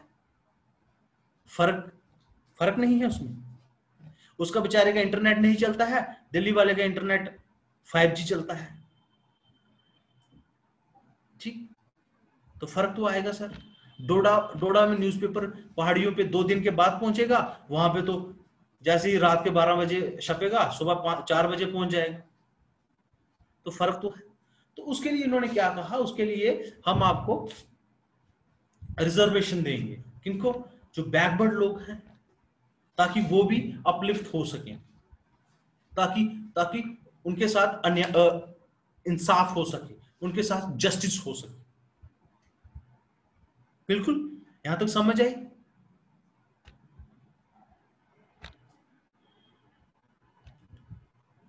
यहां तक समझ आई? आर्टिकल 16 में कोई दिक्कत, कोई परेशानी?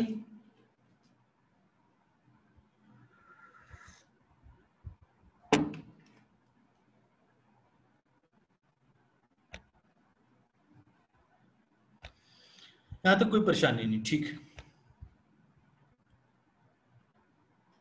अनायत, अनायत आपको समझ लग रहा है ना? बिल्कुल कोई दिक्कत नहीं है?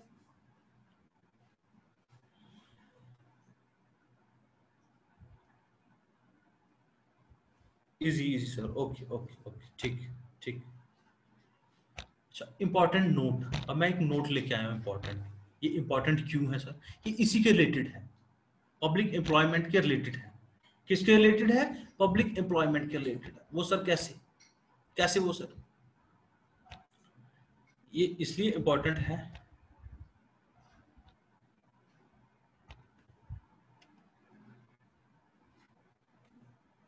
अच्छा ये मंडल कमीशन बाद में पढ़ेंगे, पहले ये पढ़ लेते हैं। हाँ हाँ, मंडल कमीशन पढ़ते हैं पहले, ठीक है। ये इसी के डिस्क्रिमिनेशन की जब बात की गई उसके रिलेटेड है, ठीक।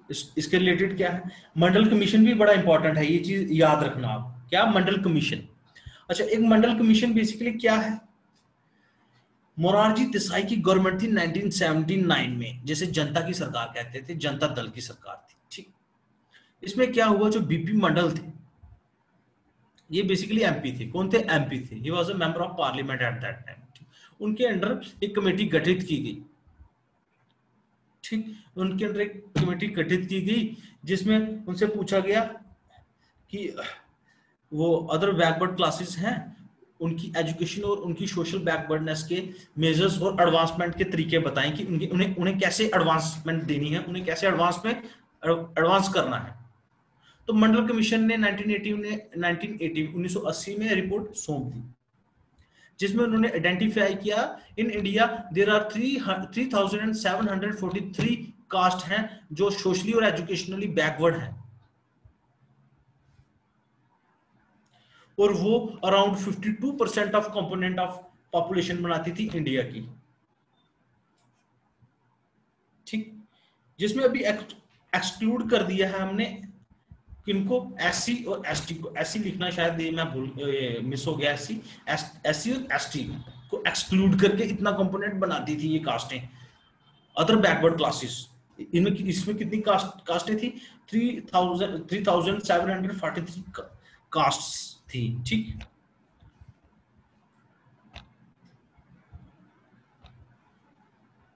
ठीक है।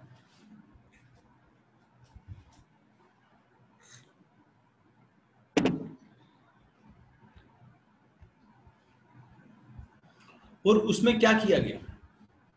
और कमीशन ने रिकमेंड किया, क्या रिकमेंड किया? कि इन्हें इन कास्ट को 27% कोटा दिया जाए। क्या दिया जाए? 27% कोटा दिया जाए सरकारी नौकरियों में,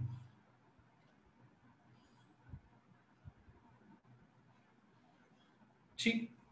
और ये टोटल रिजर्वेशन पहुंच गई हमारी 50% पे। वो कैसे? एससी एसटी और ओबीसी की मिला के 50% की रिजर्वेशन पहुंचती है। और अभी तो 10% तो और रिजर्वेशन आ गई है। वो किसकी है? वो ईडब्ल्यूएस की, इकोनॉमिक बैकवर्ड सेक्शन की। वो मैं यहाँ पे लिखा नहीं है, मैं आपको ऐसे ही बता रहा हूँ। वो है economically backward section of society. वो जनरल कैटेगरी वालों को मिलती है, ठीक है। Economic weaker section of the society वो जनरल कैटेगरी वालों को मिलती है। अब तो रिजर्वेशन 60% पे भी पे पहुंच गई है, ठीक। ठीक है। अब समझ लगी? अगर जॉब की इक्वालिटी की बात करें, पब्लिक एम्प्लॉयमेंट की इक्वालिटी की बात करें, तो वो ये इन्होंने ऐसे उसे जस्टिस दिया है। उसे कैसे जस्टिस मिला है? कि रिजर्वेशन लेके। जैसे मैंने एग्जांपल दिया आपको डोडा और दिल्ली की, डोडा किश्तवाड़ की पहाड़ियों की और दिल्ली की एग्जांपल मैंने दी है आपको, ठीक। और उन्होंने इसे ऐसे जस्टिफाई किया है, ठीक। अब टचेबिलिटी की बात करें कि हमें अनटचेबिलिटी खत्म करनी है। अनायल जी रूल तो है, अब हम कुछ नहीं इस पे टिप्पणी नहीं करेंगे। ये रूल है, ये सरकार को सोचना है, ठीक है। ये सरकार को सोचना है, ये इस पे हम कोई विशेष टिप्पणी नहीं कर सकते, ठीक है, जो है ठीक है, ठीक। अच्छा, फिर आता है अनटचेबिलिटी की बात करें, और जो अनटचेबिलिटी है उसे ऑफेंस माना गया है हमारे संविधान में, उसे ऑफेंस माना गया है, और जो भी कोई अनटचेबिलिटी करेगा उसे पनिशेबल, उसे उसे पनिशमेंट भी मिल सकती है, ठीक। ये चीज याद रखना।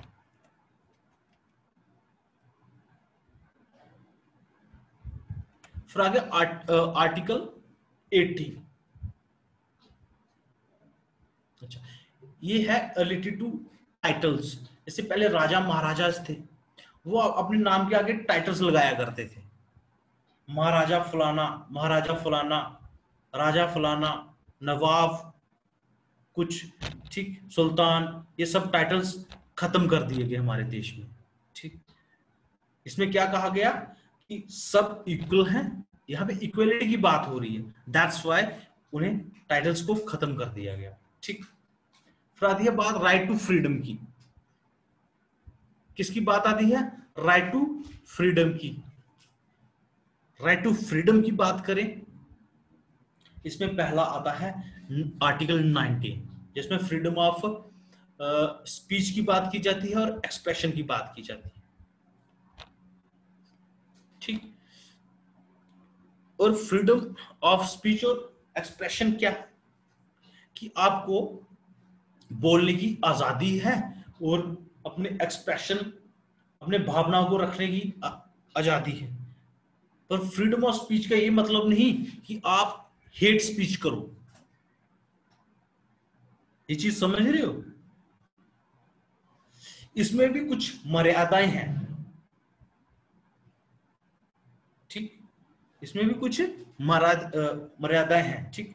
अब फ्रीडम ऑफ स्पीच पे बात करें तो फ्रीडम ऑफ स्पीच और एक्सप्रेशन में बात करें तो इसमें भी आगे आर्टिकल, इसमें भी आगे हमें आर्टिकल अपने फंडामेंटल राइट्स दिए गए हैं। क्या है? एक तो freedom of speech and expression, freedom of assemble peacefully and without arms. ऐसा नहीं है कि अगर आपको फ्रीडम ऑफ असेंबली, आपको प्रोटेस्ट करने की आजादी है तो आप वहां पे गोलियां चलाने लगो, ऐसा नहीं है, ठीक। आप प्रोटेस्ट कर सकते हो, वो कैसे? पीसफुली। पीसफुली आप जहां मर्जी बैठ जाओ, ऐसा भी नहीं है आप नेशनल हाईवे पे बैठ जाओगे कि वहां पे प्रोटेस्ट करना है, आप गाड़ियां रोक दोगे, ऐसा भी नहीं। आप कहीं पीसफुल जगह पे बैठ के पीसफुली आप प्रोटेस्ट कर सकते हो। अविनाश पंडिता कह रहे हैं बस करो सर। क्या चीज बस करो अविनाश पंडिता? आज एक ही क्लास है, आगे इकोनॉमिक्स की क्लास नहीं है आज।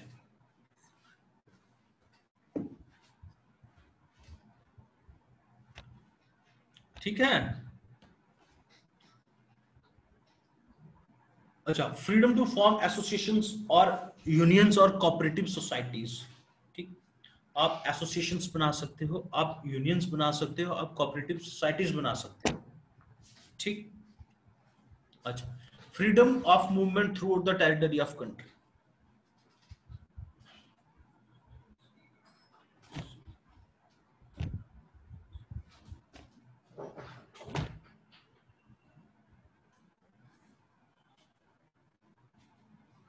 अविनाश पंडिता, ये अपना फंडामेंटल राइट्स कंप्लीट कर लेते हैं प्लीज, ऐसे सिलेबस पीछे रह जाएगा। ये कंप्लीट कर लेते हैं, आप रिवाइज भी कर लेना खुद से ही फिर, ठीक है। तो कल हम नेक्स्ट सेशन में हम डायरेक्टिव प्रिंसिपल्स करते हैं, ठीक है। तो ये तो खत्म कर ले, ठीक। फंडामेंटल राइट्स प्लीज खत्म करने दो हैं आज, ऐसे सिलेबस पीछे रह जाएगा, लोग आगे निकल जाएंगे, आप पीछे रह जाओगे, ठीक है। अच्छा, फिर है freedom of movement through out the territory of India, ठीक। आप पूरे देश में कहीं भी जा सकते हो। क्या कभी ऐसा हुआ कि आप, अरे कोविड के टाइम को छोड़ दो, उसके पहले ऐसा हुआ कि आप तमिलनाडु जा रहे हो तो आपको रास्ते में रोक लिया हो कि आप दूसरे देश से आए हो जी, आपको नहीं जाने देंगे, ऐसा हुआ क्या? नहीं हुआ, ठीक। आप कहीं भी जा सकते हो, आप स्वतंत्र भारत के स्वतंत्र नागरिक हो, ठीक है। Freedom of residence and settlement in any part of the territory of India. 370 के पहले की बात नहीं, 370 के बाद की बात करते हैं।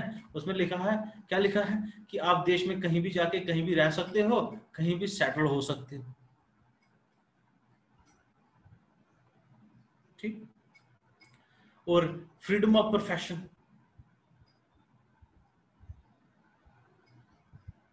ठीक, freedom of profession, occupation, trade and business. ठीक है मोहन कोल जी, ऐसा कुछ नहीं है। ठीक, freedom of profession, occupation, trade और बिजनेस। ठीक। अच्छा, फ्रीडम ऑफ प्रोफेशन कैसे है?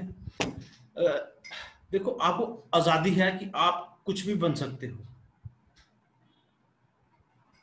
ठीक, वो कैसे? अगर आप चाहो कि आप वकील बनना चाहते हो, आप लॉयर बनना चाहते हो, तो आप बन सकते हो। आपको रोका किसी ने? आपको किसी रिश्तेदार ने रोका कि आप वकील मत बनो? एडवाइस एडवाइस जरूर देते हैं, पर रोकता कोई नहीं है। ठीक है। ऑक्यूपेशन, आप चाहे कुछ भी करो, ठीक, गलत मत करो पर कुछ भी करो, सही। ठीक। ट्रेड, आप चाहे तो बिजनेस भी करो, कुछ भी बिजनेस करो, वो लीगल होना चाहिए। ठीक। अच्छा, फ्रीडम ऑफ प्रेस की बात करें तो वो इसी में ही है, वो फ्रीडम ऑफ स्पीच में ही है। ठीक, वो अलग से नहीं है हमारे संविधान में, वो आर्टिकल 19 में ही है। कल को क्वेश्चन आ जाएगी, sir freedom of speech speech किस आर्टिकल में एनश्राइंड है? ठीक है। अच्छा,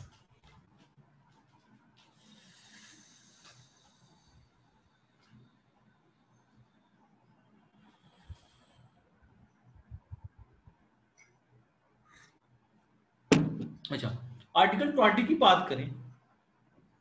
आर्टिकल 20 हमें प्रोटेक्शन देता है conviction for offences.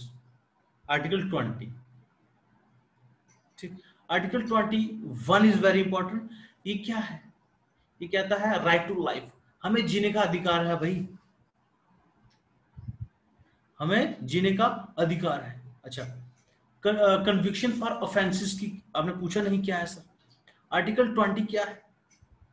Gives protection in respect of conviction of for offences. ऐसा हुआ क्या, ऐसा हुआ कभी क्या आपको पुलिस वाले ऐसे ही उठा के ले?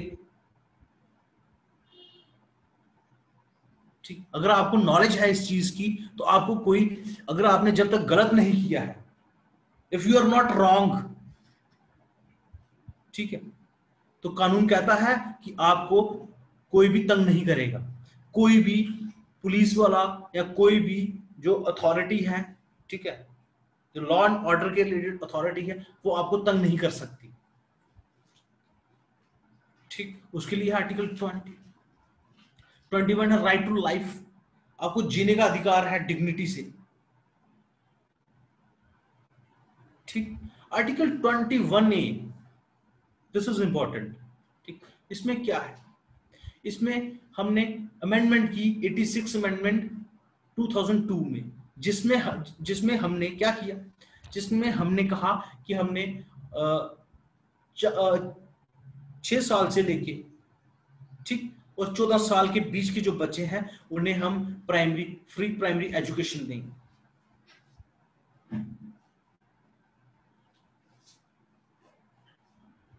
ठीक।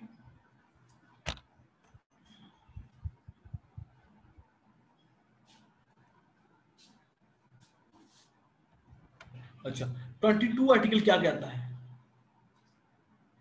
Protection against arrest and detention in certain cases. ठीक, इसमें कहता है कि आपको कोई भी अरेस्ट नहीं कर सकता आपको इन्फॉर्म किए बिना। कैसे? कि अगर आपको लेट सपोज कोई पुलिस वाला अरेस्ट करने आता है, लेट सपोज किसी ने कुछ नहीं किया है, स्टिल पुलिस वाला गलती से अगर आ जाता है, तो उस बंदे को अधिकार है जानने का कि भाई मुझे किस ग्राउंड पे, किस आधार पर मुझे अरेस्ट किया जा रहा है। ठीक, उसे पता होना चाहिए। अगर वो अरेस्ट हो जाता है, लेट अस सपोज उसने कुछ गलत किया था, तो पुलिस उसे अरेस्ट करती है। उसे अधिकार है कि वो अपनी मर्जी का वकील चुन सकता है। उसे उसे हक है उसे कि वो अपने मर्जी का वकील चुन सकता है। दूसरा नंबर वेरी इंपॉर्टेंट, ठीक, वो क्या है इंपॉर्टेंट कि लेट अस सपोज उस आदमी को अरेस्ट किया जाता है और जो अथॉरिटी है जिसने उसे अरेस्ट किया है, उस अथॉरिटी को 24 आवर्स के अंदर अंदर मजिस्ट्रेट के सामने पेश करना होता है उस मुजरिम को, उस एक्यूज को आपको 24 घंटे के अंदर अंदर पेश करना होता है। किसके सामने? मजिस्ट्रेट के सामने, ठीक। और इसमें टाइम वो एक्सक्लूड करते हैं, जर्नी का टाइम रहता है, जो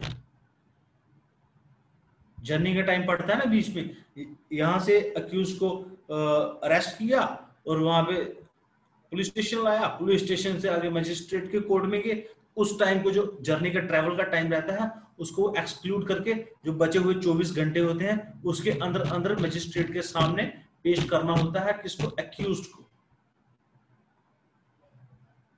ठीक। यहां तक कोई दिक्कत? सर प्रिवेंटिव डिटेंशन क्या है? प्रिवेंटिव डिटेंशन बेसिकली जब किसी को डिटेन किया जाता है नॉट फॉर क्राइम, उसने कोई क्राइम नहीं किया है, ये फर्क है, ये देख लेना, ये चीज, इस चीज को नोट करना। प्रिवेंटिव डिटेंशन का मतलब ये नहीं कि उस बंदे ने कोई क्राइम किया है उसको डिटेन कर लो, नहीं, ये कतई भी इसका मतलब नहीं है, ठीक है, ठीक है। इसका मतलब है डिटेंशन विदाउट ट्रायल, कोई ट्रायल शायल नहीं होता इसमें, कहीं भी आपको पेश नहीं किया जाता, ठीक। इसमें आपको रोका जाता है कि आप फ्यूचर में आप कोई ऐसा काम ना कर दो जिससे कोई गलत मैसेज जाए या फिर कोई कानून व्यवस्था खराब हो जाए, ठीक। इसमें एक चीज और है, इसमें क्या है, प्रिवेंटिव डिटेंशन के अंडर सरकार सिर्फ किसी को 3 महीने के लिए बंद रख सकती है, ठीक। अगर उसे, और सरकार के पास हक है कि वो उसे एक्सटेंड भी कर सकती है 3 महीने के ऊपर। उसके लिए सरकार को एडवाइजरी बोर्ड से रिपोर्ट ऑब्टेन करनी होती है। सरकार का बोर्ड रहता है एक एडवाइजरी बोर्ड, उसे रिपोर्ट ऑब्टेन करनी है, फर्दर सरकार पार्लियामेंट में उसे पास करा के उसे और भी ज्यादा एक्सटेंड कर सकती है आगे प्रिवेंटिव डिटेंशन, ठीक। फिर अगर राइट अगेंस्ट एक्सप्लॉयटेशन, इसमें 23 और 24 prohibition of trafficking in human beings and forced labour, ठीक। जो ह्यूमंस को की जो बेचा और खरीदा जाता है, खासकर बच्चों की होती है ये ह्यूमन ट्रैफिकिंग, ठीक। फोर्स्ड लेबर, ठीक है, बंधुआ हिंदी में कहते हैं कुछ, बंधुआ मजदूरी, ठीक, जबरदस्ती जो मजदूरी कराई जाती है, खासकर आजकल तो बच्चों से कराई जाती है। Prohibition of employment of children factories etcetera. अब आप देखो तो 24th आर्टिकल में prohibition of employment of children in factories, factories में बच्चों को काम जो करते हैं उन्हें रोका गया है, ठीक। इसके लिए कानून भी बने, ठीक। अच्छा, right to freedom of religion, right to freedom of religion की बात की गई है यहाँ, इसकी right to freedom of religion 25 से लेकर 28 तक। अच्छा, 25 आर्टिकल क्या है? Freedom of conscience and free profession practice and propagation of religion. आपको आजादी है, ठीक, आप अपने रिलीजन की को प्रैक्टिस कर सकते हो, रिलीजन की को मान सकते हो, प्रोपोगेशन कर सकते हो अपने रिलीजन। आर्टिकल 26 है freedom to manage religious affairs. Article 27 है freedom as to payment of taxes for promotion of any particular religion. Article 28 है freedom as to attendance at religious instructions or religious worship in certain educational institutions, ठीक। अच्छा, फिर आता cultural and education rights क्या है आपके पास 29 से लेके 30 तक है, ठीक। इसमें क्या protection of interest of minorities है, माइनॉरिटीज की बात की गई है। और article 30 right of minorities to establish and administer educational institutions, ठीक। फिर आता है 32 इज वेरी इंपॉर्टेंट कि राइट टू कॉन्स्टिट्यूशनल रेमेडीज, ठीक। आपको संविधान में कुछ राइट्स दिए गए हैं, कल को क्या होता है कि आपके फंडामेंटल राइट्स कहीं हर्ट हो रही हैं, आपके फंडामेंटल राइट्स कहीं ना कहीं हर्ट हो रहे हैं, तो आप क्या कर सकते हो, कोर्ट में जा सकते हो। जिस भी अथॉरिटी ने, जिस भी शख्स ने वो आपके फंडामेंटल राइट्स को हर्ट किया है, आप कोर्ट मूव कर सकते हो। तो कोर्ट एक रिट इशू करता है, रिट इज ऑर्डर, ठीक, ऑर्डर पारित करता है कोर्ट, ठीक। तो इसी को अंबेडकर साहब ने क्या कहा है, कॉन्स्टिट्यूशनल रेमेडीज को कहा है कि ये सोल एंड हार्ट है हमारे संविधान का, सोल एंड हार्ट है हमारे संविधान, ठीक है। और कॉन्स्टिट्यूशनल रेमेडीज हमारे आर्टिकल 32 में एनश्राइंड है, ठीक। क्या है रितु जी, बिल्कुल heart and soul of the constitution B R Ambedkar साहब जी ने कहा है, ठीक। हाई कोर्ट, अच्छा ये तो हो गया कि जो रिट इशू करता है सुप्रीम कोर्ट, यहां पे मैंने लिखा नहीं है, आपके लिए लिख देता हूं मैं, ठीक है।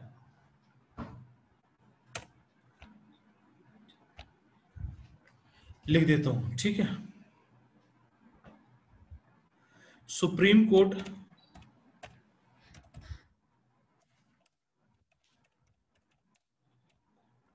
is empowered